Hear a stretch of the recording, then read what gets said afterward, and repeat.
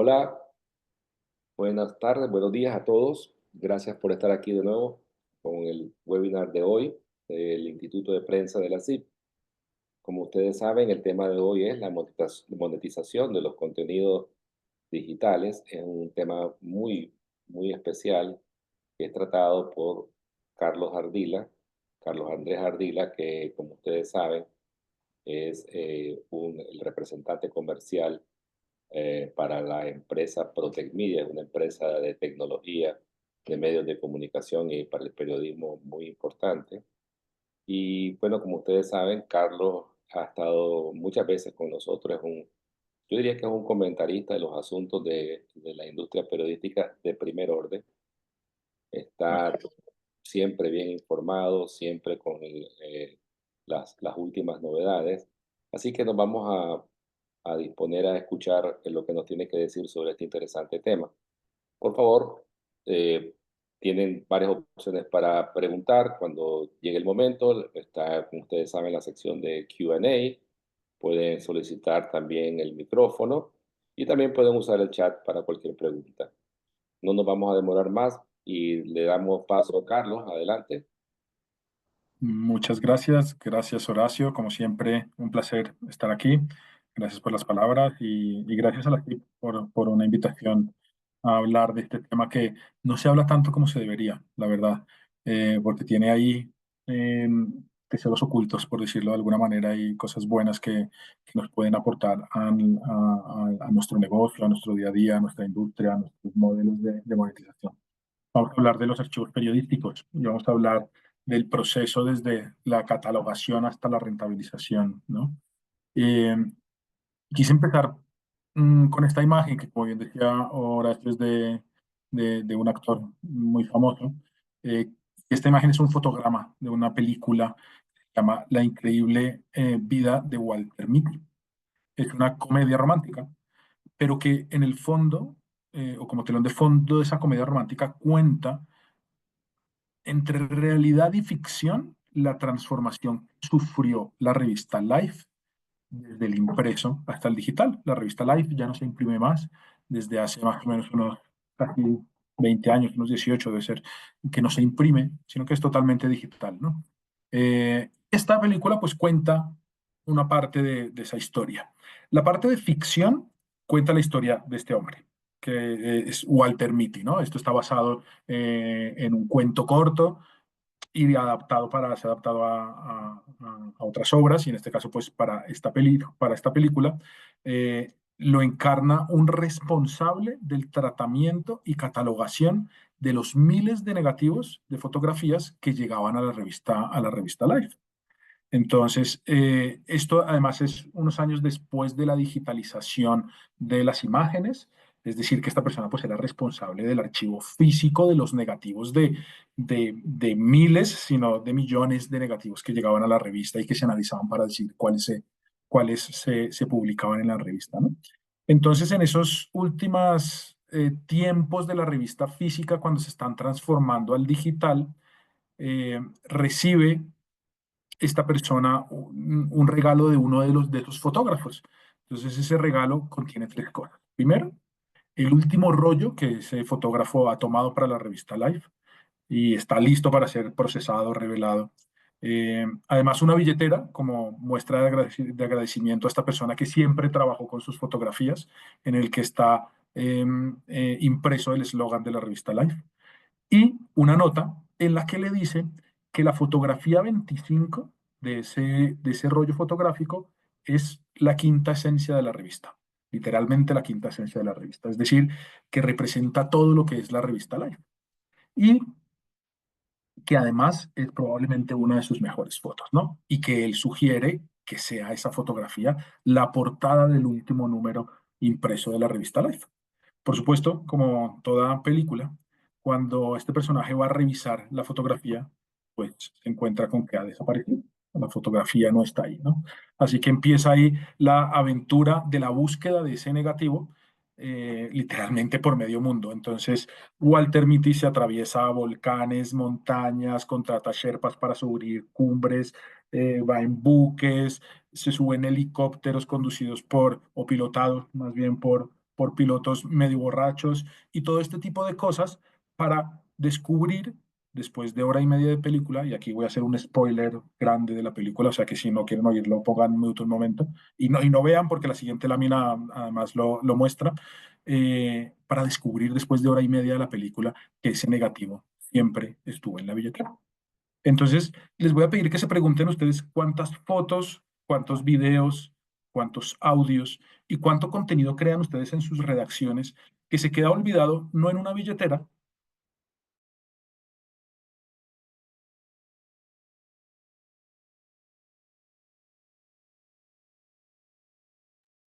sí, y Carlos, resulta que un día de repente, Carlos, disculpa que cuando dijiste no quedan olvidados, quedan olvidados, no en una billetera, ahí se interrumpió ok, el vale, audio. nos quedan olvidados. ¿Cuántos de esos contenidos que ustedes crean se quedan olvidados no en una billetera, sino en un rincón de un disco duro, ¿no? Por allá almacenado en un servidor, en donde además probablemente no tienen acceso cuando ustedes recuerdan, uy, quiero utilizar esta fotografía de un reportaje que hice hace un año, pues es prácticamente imposible encontrarla de una manera fácil, ¿no? O sea que les pido que se queden un poco con esa idea de esos contenidos que ustedes generan, en dónde queda, mientras les cuento ahora la parte real de la historia. Porque después de ver esta película, pues estuve leyendo sobre la revista Life, la verdad que quedé con muchas ganas, y tiene una historia digna de ser contada, o por lo menos digna de ser resumida como yo la voy a resumir ahora. Eh, la revista Life fue fundada en 1883. Después de unos años fue comprada por la revista Time o por la corporación Time en el año de 1936. En 1940 llegó a vender 1 millón de copias por semana y poco tiempo después alcanzó los 9 millones. Después de esto ocurre una tragedia. El Internet de esos días que para muchos, que fue para muchos diarios, ¿no? Vinieron los televisores. Y en 1959, con el incremento de los televisores, la revista comenzó a perder audiencia. Después, en 1971, la circulación había llegado a los 7,5 millones de impresos. El 8 de diciembre, un año después, definitivamente dejó de publicar. No pudo aguantar y tuvo que dejar de publicar. Después la revista, entre 1972 y 1978, publicó una serie de especiales bien interesantes, 10 ediciones especiales en estos 6 años. Después, entre 1998 y 2000, volvió como una publicación, pero mensual, para después nuevamente volver a vender 1,5 millones de ejemplares con su edición de aniversario. Pero realmente nunca pudo volver a ser lo que era. En los años 90 vuelve a perder fuerza y cierra definitivamente en el año 2000. Está cerrada totalmente por un par de años y luego intenta volver en el año 2004 como un suplemento de periódicos, pero no termina de funcionar bien.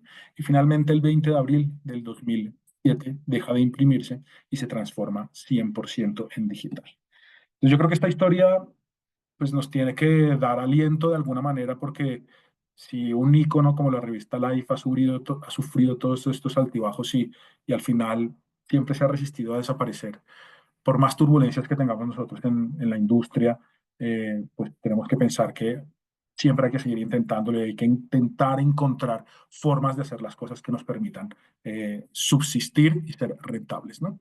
Y toda esta historia para contarles que la revista Life hoy es 100% digital, pero además sigue generando contenido y vende parte de su archivo histórico, todo lo que ha creado desde los años 20, desde una perspectiva audiovisual, lo vende de una o de otra manera.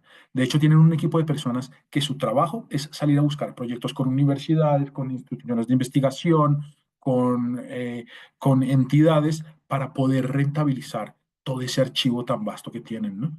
Eh, Son más de 10 millones de fotografías, probablemente uno de los archivos más grandes de toda la historia de Estados Unidos, ¿no?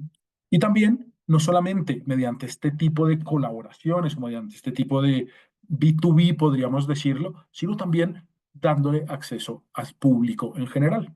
¿Cómo le da acceso al público en general? De diferentes maneras. Primero, mismos lo hacen en una página web independiente de la revista Life que se llama Life Photo Store. Básicamente lo que hacen es vender cuadros de sus fotos más icónicas. Entonces han hecho una selección y de vez en cuando van cambiando algunas fotografías de las fotos que han tenido más sentido para ellos desde los 20 y las venden, no como fotografías y como derechos para que la gente se pueda descargar, sino como cuadros. Y uno puede escoger el marco, puede escoger el passepartout que quiera, puede escoger prácticamente cualquier cosa y le compra a la revista Life un cuadro con una de sus fotografías. Otra manera de ponerlo a disposición de la gente es a través de Shutterstock. En Shutterstock lo que tienen es una selección de alrededor de 1,5 millones de fotografías que han hecho parte de la historia de Estados Unidos y en gran parte de la historia del mundo, que la gente puede comprar para tener sus derechos y poder utilizarlas para cualquier tipo de proyectos. También las disponibilizan, aquí sin una licencia para usos comerciales, a través de Google Art and Culture. Aquí creo que hay alrededor de 3 millones de imágenes de Time en las que la gente puede bucear y puede pues, utilizarlas para algún tipo de cosas con algunas restricciones. Y también a través de la New York Historical, que adquirió una parte de esa colección con todo lo que tiene que ver con Nueva York para tener un banco de fotos de la historia de Nueva York. Entonces, este es un ejemplo para mí muy bueno de intentar sacar esos activos multimedia de la billetera o del servidor o de donde los tengamos, porque hoy, en medio de las guerras que vivimos por audiencias, de lo que sufrimos por funcionarnos, de la hipergeneración de contenido que es como el rey hoy en día, y de una industria de periodismo nueva en tantos sentidos, muchos no acabamos de darle importancia a uno de nuestros valores o de nuestros activos más fundamentales, nuestros archivos. Entonces nosotros, probablemente lo saben, y Horacio dijo ahora hace un momento que nosotros en Protec Media pues creamos tecnología para medios. En concreto tenemos 6 tecnologías. Creo que tengo una pluma. Sí. Tenemos tecnologías para la gestión de contenido como tal, tenemos para todo el tema publicitario, para la gestión de suscripciones, ahora está muy en furor todo lo que tiene que ver con print automation. Tenemos una de ellas que es un gestor de archivo histórico, ¿no? Entonces, se llama Quay. Día de hoy debemos tener más o menos eh, unos medio centenar de archivos históricos implantados tanto en Latinoamérica como en Europa. Gestionamos alrededor de 300 millones de documentos, así que algo sabemos, ¿no? Por ponerles unos ejemplos aquí de los principales archivos históricos que gestionamos, estaría Vocento en España con 96 millones de documentos, Prensa Ibérica con 47 millones de documentos, Unidad Editorial con 26 millones de documentos.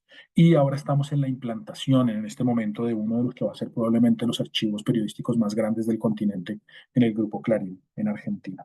Así que algo de archivo de catalogación sabemos, algo de archivo periodístico sabemos y algo de rentabilización del archivo periodístico también sabemos, ¿no?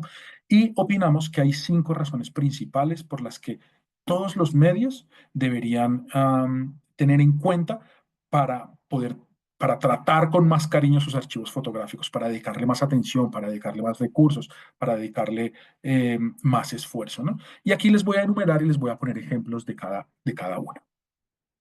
La primera razón por la que es importante tener un archivo es por preservar el patrimonio del medio. Y la verdad es que también, pues, el patrimonio de la sociedad, ¿no?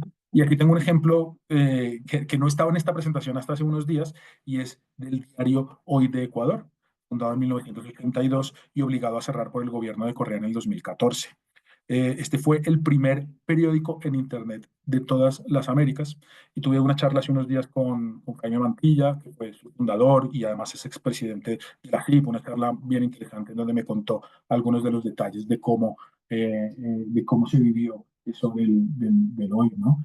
Eh, y la verdad es que no puede ser más relevante hoy en día cuando a finales de esta semana Ecuador se enfrenta otra vez a elecciones presidenciales y está viviendo hoy en día uno de sus momentos más cruciales como sociedad después de todo lo que ha pasado en los últimos años en Ecuador, la muerte cruzada, el asesinato de Villavicencio, el narco y la corrupción que tienen azotado al país, ¿no? Bueno, pues después de muchos tribunales, al final Jaime y su equipo han logrado salvar de ese archivo histórico que fue el primer gran archivo digital en América Latina, ¿no? Y lo tiene hoy en día como una base de datos física, guardado, no en una billetera, no en un servidor, sino en una caja fuerte, esperando a alguien valiente que quiera hacer algo con ese archivo. O sea que si alguien quiere hacer algo, yo estaré encantado de servir de puente pues, entre Jaime y las ideas que surjan para ese tema, ¿no? Porque esto podría ser una diferencia importante. Este archivo podría ser una diferencia importante en enseñarle a la gente de dónde viene, cuál es su pasado reciente, que al final es lo que está formando su presente. Hay una serie en Colombia que fue muy famosa, que tenía como eslogan, el que no conoce su historia está condenado a repetirla, ¿no? Entonces, por eso los archivos periodísticos son tan relevantes. Eh, bueno, mientras de alguna manera somos capaces de crear algún proyecto con ese archivo que está guardado hoy en una caja fuerte, los dejo con este código QR que lleva al libro escrito por Jaime sobre toda la historia del hoy de Ecuador, que está muy interesante. La segunda razón, entonces, por las que vale la pena tener un archivo periodístico y dedicarle cariño y dedicarle esfuerzo, es porque es una herramienta muy útil para enriquecer nuevos contenidos. Ustedes pueden crear muchos contenidos a partir de contenidos históricos y que sean fácilmente encontrables. Aquí les voy a poner un ejemplo de Argentina, en este caso Editorial Perfil. Editorial Perfil sacó en 1985 impreso el Diario del Juicio, una publicación diaria que siguió el juicio de las juntas militares de Argentina en el 85 y que 40 años después creó el sitio web que aún está vigente hoy en día, que es eldiariodeljuicio.com, como un ejercicio periodístico interesantísimo de la actualidad, eh, hablando de los protagonistas del momento y hablando con los protagonistas del momento, pero muy basado en su archivo histórico. La verdad es que es un trabajo que vale muchísimo la pena hacerle un vistazo. La tercera razón por la que es importante tener un archivo y dedicarle tiempo y dedicarle cariño es porque fideliza a los suscriptores. Ustedes pueden encontrar alternativas para fidelizar suscriptores. Aquí les voy a poner dos ejemplos. El primero, el diario ABC, eh, porque ha decidido abrir parte de su archivo histórico a sus suscriptores. Entonces, los suscriptores de pago tienen un usuario y una contraseña para poder entrar al archivo histórico de ABC, poder bucear el archivo y poder adquirir los derechos de algunas de las imágenes o algunas de las notas o algunas de las tapas que históricamente y desde hace muchísimas décadas que ha publicado el ABC y que hace parte de su acervo histórico, ¿no?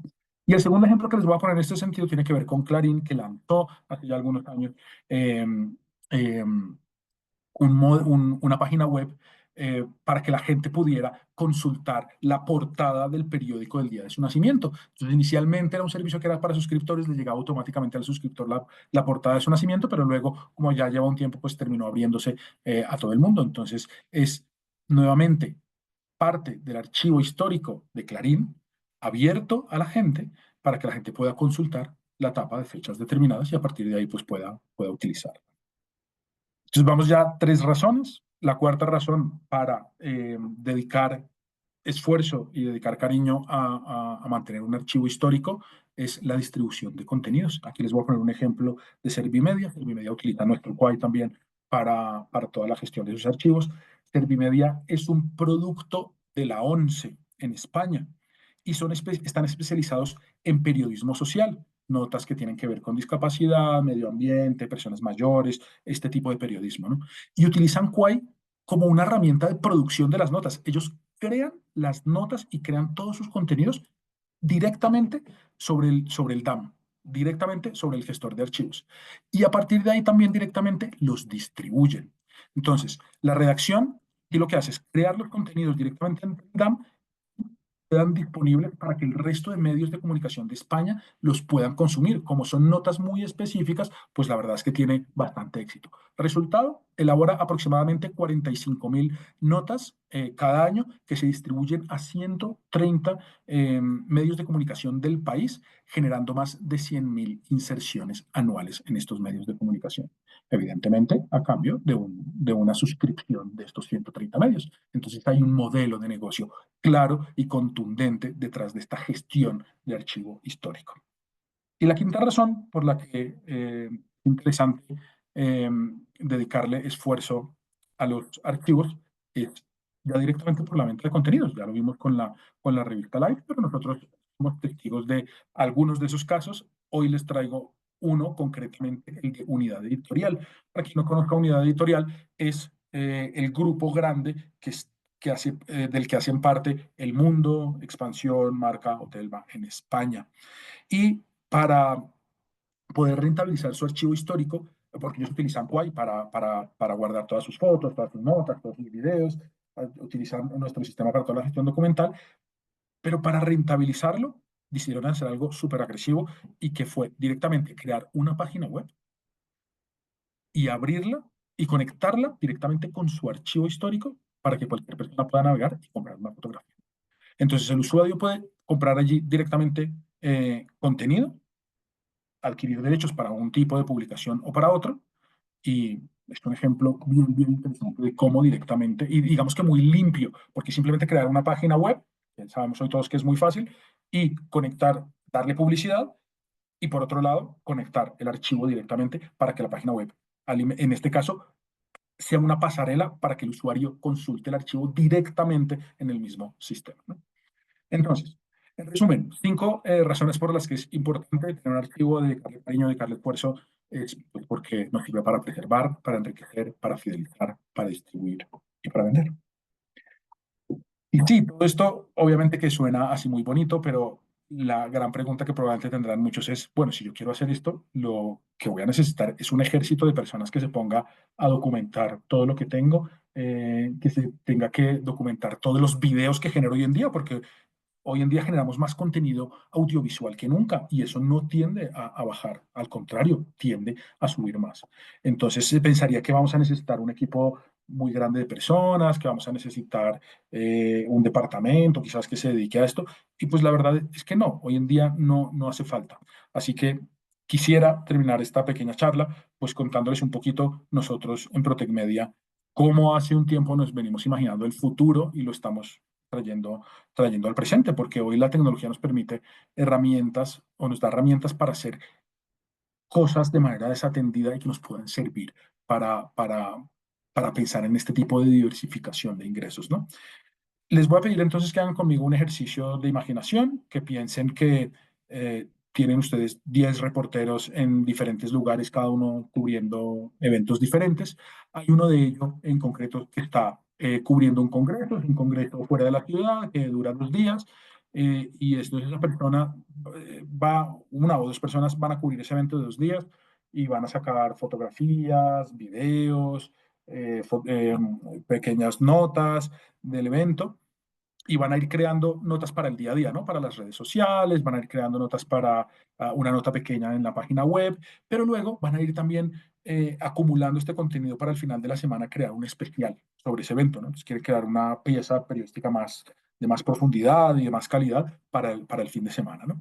Lo más probable es que al final del primer día, esta persona tenga algo así, haya grabado unos 21 videos, que sumen unos 130 minutos o hayan tenido 12 audios grabados de entrevistas que hicieron en los pasillos y tengan además ciento y pico fotografías y hayan tomado 7 páginas de notas.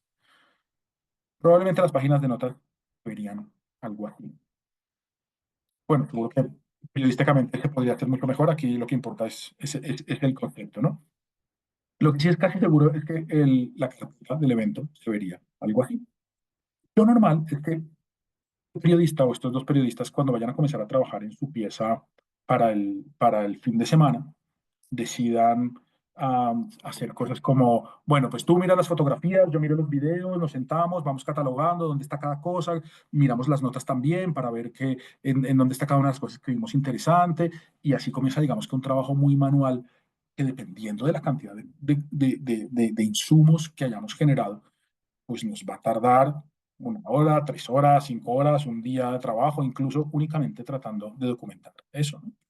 Y pues eso era antes. Hoy en día, la verdad es que el periodista lo que puede hacer es simplemente poner toda esta información en un sistema, en un gestor, en su gestor multimedia, por decirlo de alguna manera, para que mientras se va y se toma una ducha después de un día duro de seguimiento de este evento, la tecnología pueda hacer cosas como esta, automáticamente, que sea capaz de transcribir, en este caso, una entrevista, eh, que sea capaz de extraer todo el texto del audio de ese video, de darle un formato, de identificar quién era el entrevistador, quién era el entrevistado, de generar un resumen de lo que trata esa entrevista y que podamos utilizar rápidamente para una red social. Además, que sea capaz de reconocer en este video quiénes son las personas que están y en qué momento salen, cuáles son las organizaciones o qué marcas aparecen en este video y en qué minuto salen, en qué segundo exacto salen.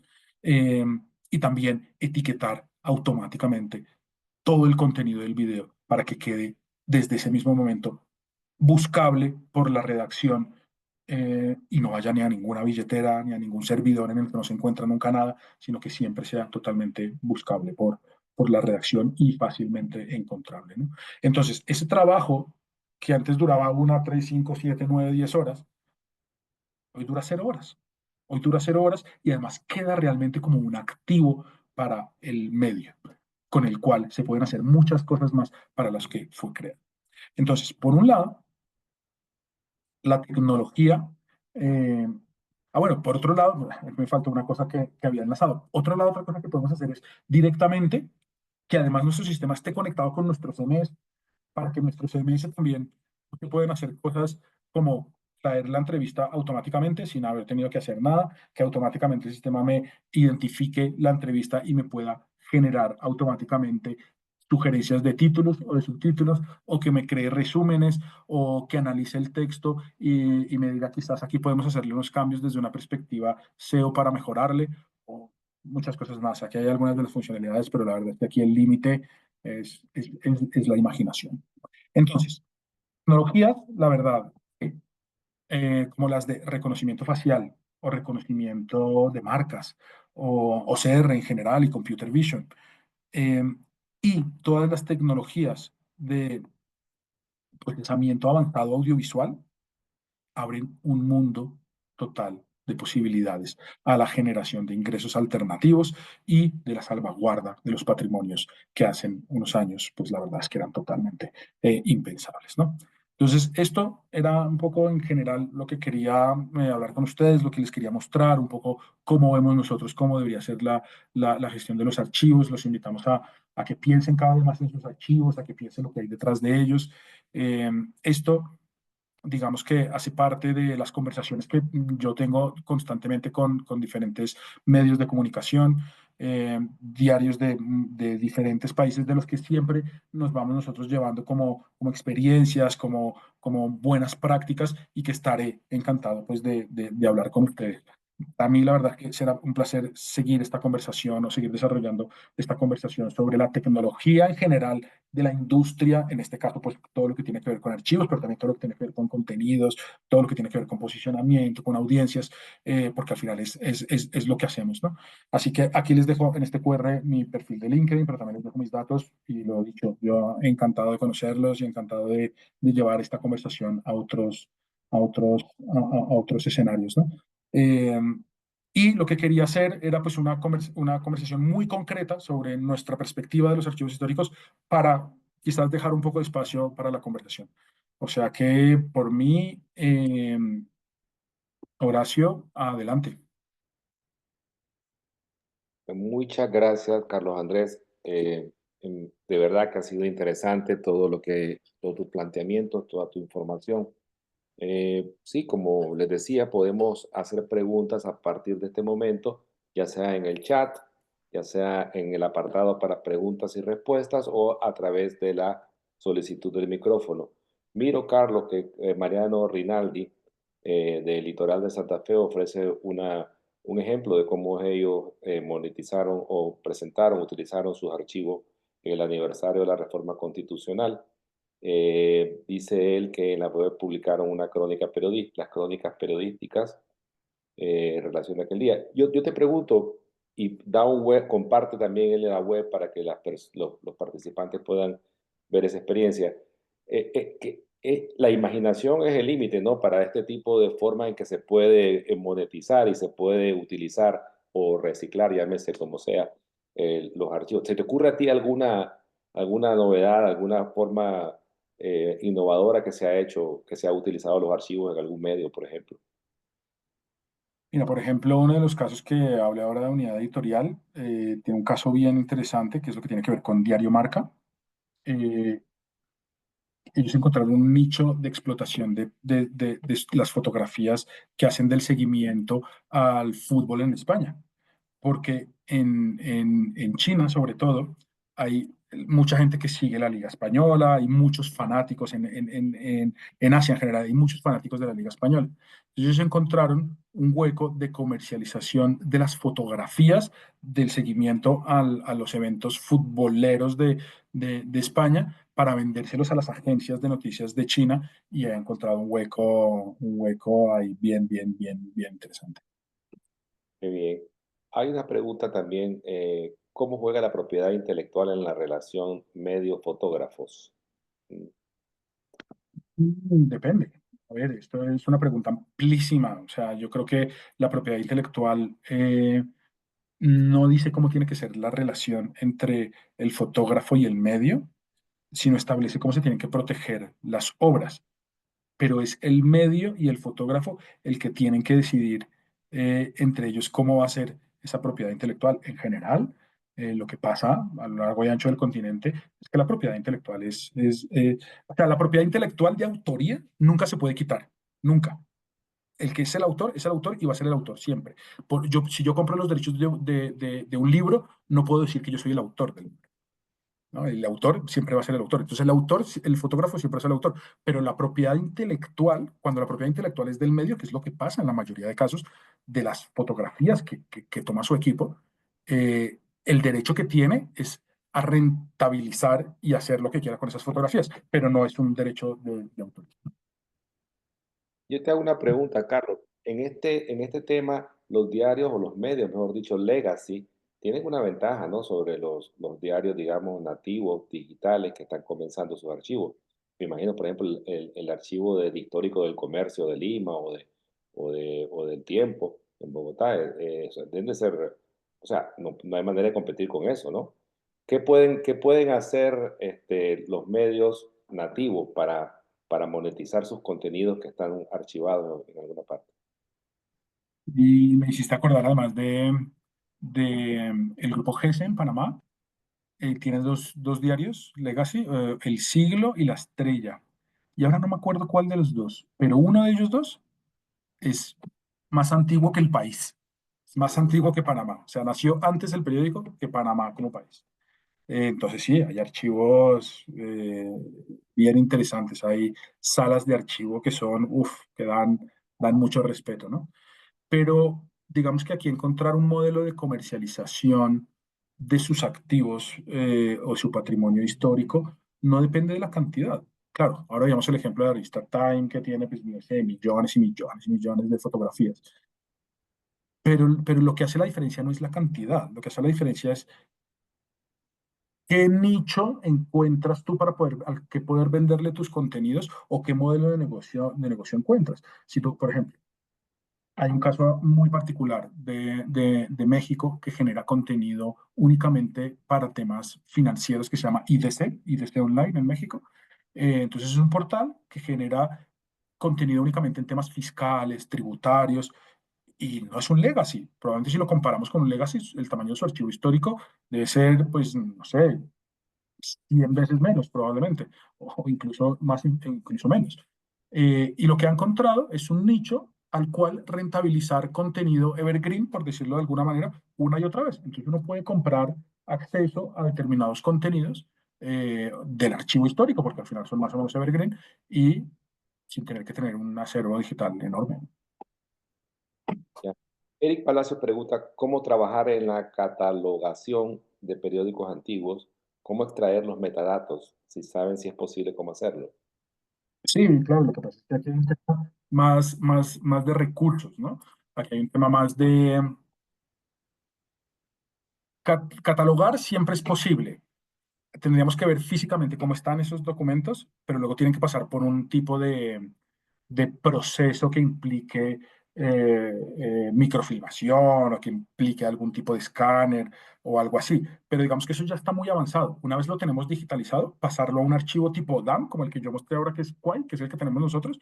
Una vez pasado a ese tipo de archivo, es muy fácil de reconocer textos y de ir metaetiquetando todo de forma muy automática. Más si somos capaces de complementarlo con estas funcionalidades de inteligencia artificial, que además lo que van a hacer es poder catalogar las fotografías de forma automática de todo lo que vayamos subiendo, de cuáles son los personajes históricos y poderlo dejar listísimo para que cualquier redacción pueda utilizarlo y comenzar a aprovechar su, su patrimonio. Lili Restrepo pregunta, en el tema del almacenamiento, ¿qué recomendaciones hay? Nosotros en la crónica, dice, hemos tenido inconvenientes con el almacenamiento. Me imagino tal vez el tamaño, los archivos, la capacidad de almacenamiento. Bueno, a ver, aquí hay dos, únicamente hay dos opciones, ¿no? O almacenas en tu casa o almacenas en la nube. Hoy en día cada vez es más seguro almacenar en la nube. Si hablamos de hace 5 años, eh, pensar en subir tu archivo histórico a la nube, pues habría sido eh, una de las peores ideas del mundo porque nadie creía en eso, ¿no? Hoy en día, eso está mucho más evolucionado, la nube es segura. Aquí tendría que entender un poquito más a qué te refieres con que hayan tenido algunos inconvenientes. Digamos que a nivel de seguridad hoy en día la nube no debería tener ningún problema, lo podría tener a nivel financiero, porque el almacenamiento en la nube aún, aunque es más competitivo que hace unos años, aún sigue siendo un poco más caro.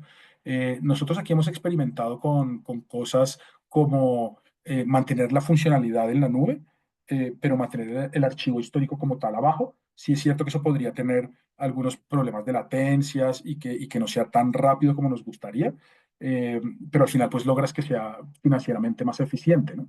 Mm, pero yo le apuntaría a que realmente todo tiene que tender a ir a la nube y que de por sí, si encontramos un modelo de comercialización, debería ser costo eficiente por sí mismo, ¿no? Ricardo Gabriel, si Pagauta aborda un tema de que si prácticamente si son los medios o de pronto también las universidades o las bibliotecas las que deberían de apropiarse de los archivos. Es interesante esto porque en el pasado yo recuerdo cuando yo era joven que se hablaba de una hemeroteca de la universidad y que va a ir a buscar. Ahora, bueno, todo eso quedó atrás, pero me refiero, ¿pueden los diarios buscar, digamos, acuerdos con bibliotecas y con universidades para monetizar estos contenidos a través de estos nuevos medios? Claro que sí, por supuesto. Ahora estoy pensando en algún ejemplo, no recuerdo cuál era, pero hay un ejemplo aquí en Latinoamérica bien interesante de una alianza de un periódico grande Legacy, a ver si me acuerdo. Uf, ahora hay un ejemplo le intentaré buscarlo y luego si eso en la nota que hagamos o en esto se los enviaré. Eh, pero sí, claramente la universidad además tiene podría dedicar ciertos recursos que nosotros como medio sería un poco más difícil, ¿no? Esas alianzas siempre son buenas porque sirven a todos. Al final la universidad le sirve como lugar de consulta para sus investigaciones, y a los dos les sirve para sacar de ese agujero en el que puedan estar esos documentos y poder utilizarlos, ¿no? En la vida real, por decirlo de alguna manera. Ricardo Herrera aborda también el tema de los archivos que son a veces dañados por virus o que son secuestrados por los hackers. ¿Hay forma cómo proteger este tipo de información de que no vaya a parar a otras manos? Yo nunca estamos 100% seguros en todo lo que tiene que ver con tecnología, ¿no? Pero sí, evidentemente hay muchas prácticas que podemos utilizar para protegerlos o para ser menos vulnerables. Mm, lo que decía hace un momento, la nube hoy es muchísimo más segura que antes, pero evidentemente hay casos y cada vez nosotros nos enfrentamos a más casos de ciberdelincuentes que intentan hacer cosas contra medios de comunicación. Entonces aquí lo que hay, más que garantías de que no vaya a ocurrir, lo que hay es buenos procesos que debemos seguir para hacernos menos vulnerables a este tipo de situaciones. Y Leonel te pregunta cuáles son los tipos de archivos más recomendables para monetizar: el fotografía, texto, entrevistas, bases de datos. Y luego pregunta, ¿los medios y periodistas nativos digitales podemos generar nuestro archivo? ¿Perdona la última parte? Los periodistas y medios nativos digitales podemos generar nuestro archivo. o más bien, sí, yo creo que él quiere decir que si los mismos periodistas pueden ir generando sus propios archivos. ¿Y qué tipo de archivos son los que más recomiendas para monetizar? Ok, sí, claro, los periodistas, a ver, nuevamente, aquí es una pregunta similar a la de la propiedad intelectual. Depende. Tú como periodista puedes crearte tu propio archivo con las propias cosas que vas creando, pues depende de quién es, ¿no? De quién es la propiedad. Si tú tienes un contrato en el que no puedes hacerlo porque lo que crees es propiedad del medio, pues tiene que ser, no podrías hacerlo, ¿no? Y en cuanto a cuáles son los mejores, todos. O sea, evidentemente lo que uno piensa mejor, lo que uno piensa primero son las fotografías, que son muchos de los ejemplos que hemos visto hoy en día, que hemos visto hoy. O sea, simplemente ponemos una web, liberamos algunas fotografías y las vendemos. Es como lo que es más vendible, uno de los más vendible. Pero ¿por qué no vender extractos de audio? Porque de video o extractos de audio también, la tecnología también es capaz de poder reconocer el audio, transformarla a texto y de pronto por ahí podemos encontrar un nicho de mercado de alguien que pueda comprar esto porque le interesa para algo, ¿no? O sea, yo creo que aquí se trata de hacer de sentarnos o de sentarse las personas responsables, no solo del archivo, sino ojalá también de tecnología y ojalá también de redacción, como para ponerse a pensar qué contenido hemos generado en los últimos años, qué tipo de contenido tenemos más y cómo podemos rentabilizarlo, ¿no? Y hacer un brainstorming bien interesante. Cada uno tiene su fortaleza, lo importante es aprovechar la fortaleza de cada uno. Y cada uno tiene su nicho, yo creo que esto está súper demostrado. Nosotros hemos pasado de un periodismo legacy totalmente de hace 10 años a un periodismo súper de nicho hoy en día, con ejemplos de diarios, o de diarios no, de grupos de medios que tienen 40 sitios diferentes de nichos muy específicos. O sea, aquí se trata de intentar ser creativo y de buscar alternativas. Antonio Tamariz te pregunta que si a tu ver te da las gracias por tu conocimiento y que si a tu ver crees que la radio no tiene tantas posibilidades de monetizar sus archivos. Pero él piensa por un lado que a algunas personas les puede gustar consultar las novelas de hace décadas, que a lo mejor las pueden disfrutar. ¿Cómo ves a la radio como un medio para poder monetizar sus archivos históricos?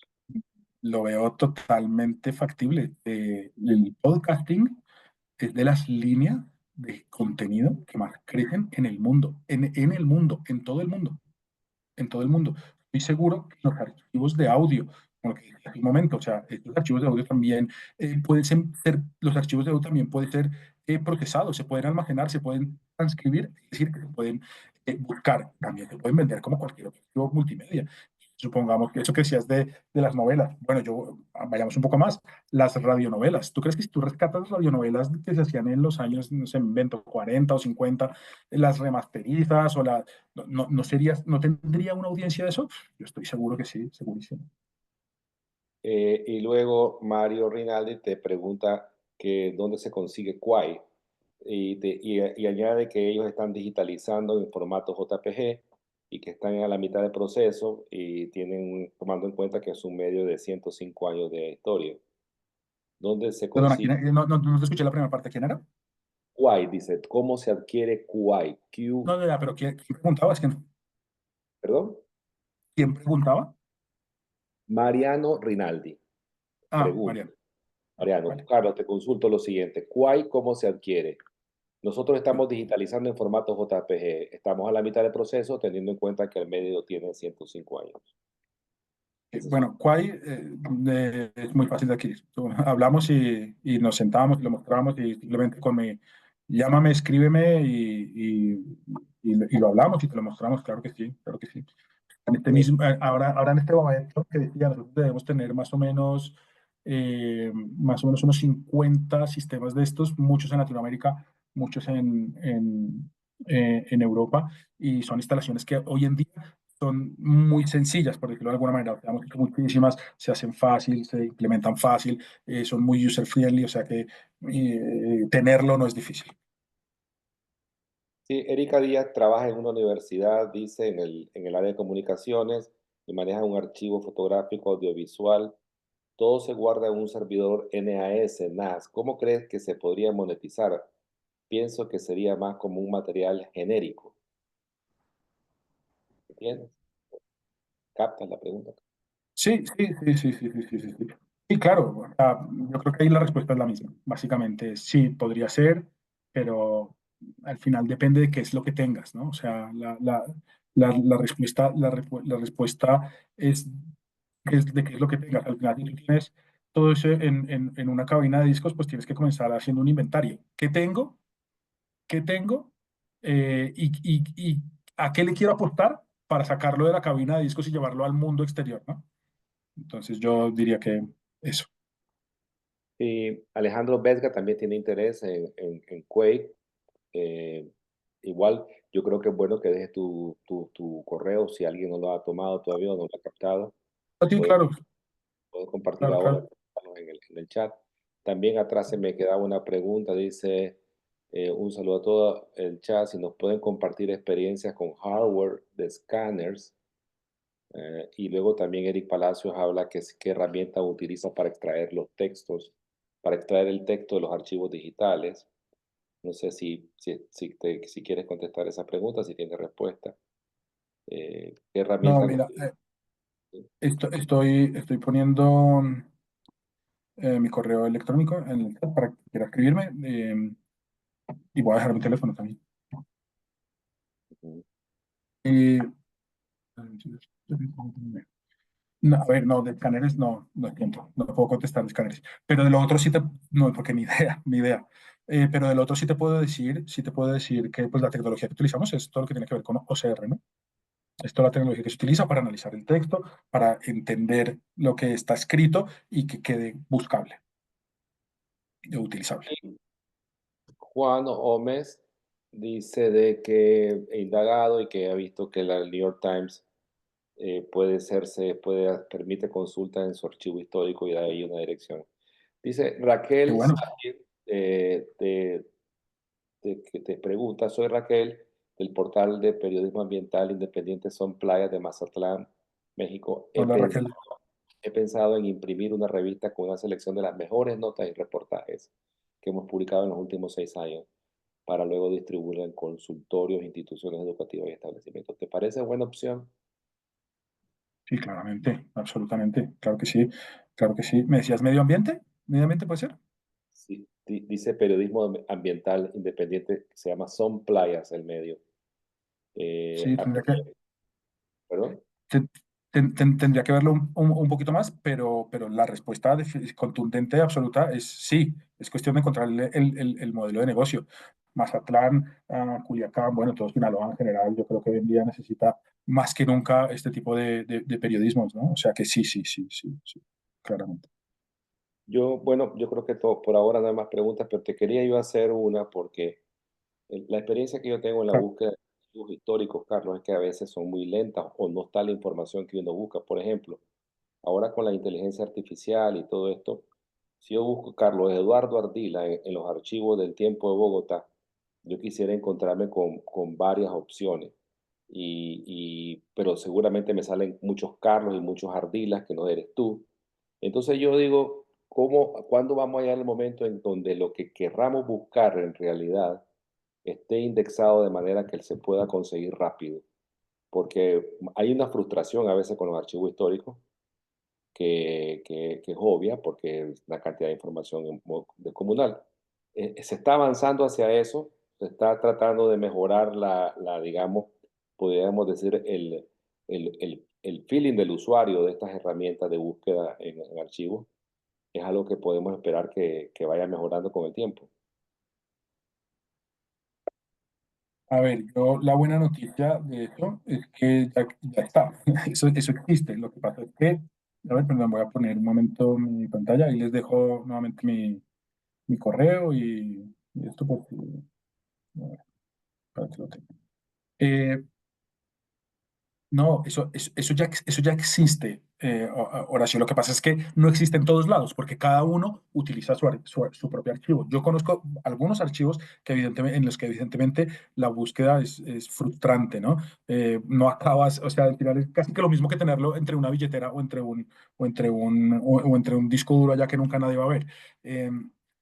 Pero existe, hoy en día existe la forma de buscar fácil. En nuestro caso, si tú pones, por ejemplo, Carlos, entonces sí, lo primero que te arroja es un millón de documentos y entonces tú ahí ya lo primero que experimentas puede ser frustración, pero en nuestro caso lo que hacemos es que vamos afinando la búsqueda. Entonces, si tú pones un valor muy genérico como Carlos, luego simplemente haciendo un clic vas a poder decir, bueno, pero reduce la búsqueda de ese millón únicamente a los de Bogotá. Luego reduce la búsqueda de un millón únicamente entre tal fecha y tal fecha. Luego reduce la búsqueda y eso solamente haciendo un clic. Eso se llama búsquedas facetadas y está incorporado a nuestro archivo desde hace muchísimo tiempo. Entonces realmente lleva segundos encontrar cosas que quiero buscar en un archivo muy, muy grande. Entonces, búsqueda facetada se llama. Sí, sí, sí. Sí. Cosa. Muy bien, qué bueno, qué buena información. Nosotros, dice Irina Escartín, nosotros hemos digitalizado desde hace más de 10 años. Podría darle mi correo a la persona que esté interesada en adquirir equipo. Puedo contactarlo con nuestro proveedor si me lo permiten para que lo contacte. Sí, sí, claro. Sí, claro, Sí. claro. Dice, Raquel también dice, tengo sonidos de entornos naturales como playas, mar y aves. ¿Eso podría tener algún tipo de monetización? Sí, claro, de hecho hoy en día ya existen plataformas. A ver, yo eso es lo que te diría, en eso tan específico lo que te diría es no trates de crearte tú una web solamente para venderlos porque va a ser muy difícil llegar a ese nicho, sino que busca plataformas que hay de eso. Estoy tratando de pensar una. Ahora no me sale tampoco, pero hay un par o tres de plataformas que se dedican a eso, que se dedican a recopilar sonidos y se los venden a creadores de contenido que compran sonidos. Es que hay una muy, muy famosa, pero bueno, lo siento mucho. Ahora no me acuerdo, pero sí, seguro que si buscas en Google sonidos de naturaleza, te sale la página web que vende sonidos de naturaleza y que al final funciona como un marketplace, como una especie de Shutterstock, lo que hace Live con sus fotografías, pero de sonidos. Muy bien. Bueno, yo creo que si no hay más preguntas a la vista, eh, tenemos aquí que tienes tu dirección de email y tu teléfono en pantalla. Entonces, a partir de aquí, te damos las gracias, Carlos, por esta excelentísima exposición sobre lo que son los archivos históricos de los medios y cómo monetizarlos. Despide la transmisión, por favor, y despídete del público y cualquier otro mensaje que tengas que agregar. No, nada, muchísimas gracias a todas las personas que asistieron. La verdad que un placer, como siempre, compartir. Ahí están mis datos y encantado de conversar en en otras esferas, ¿no?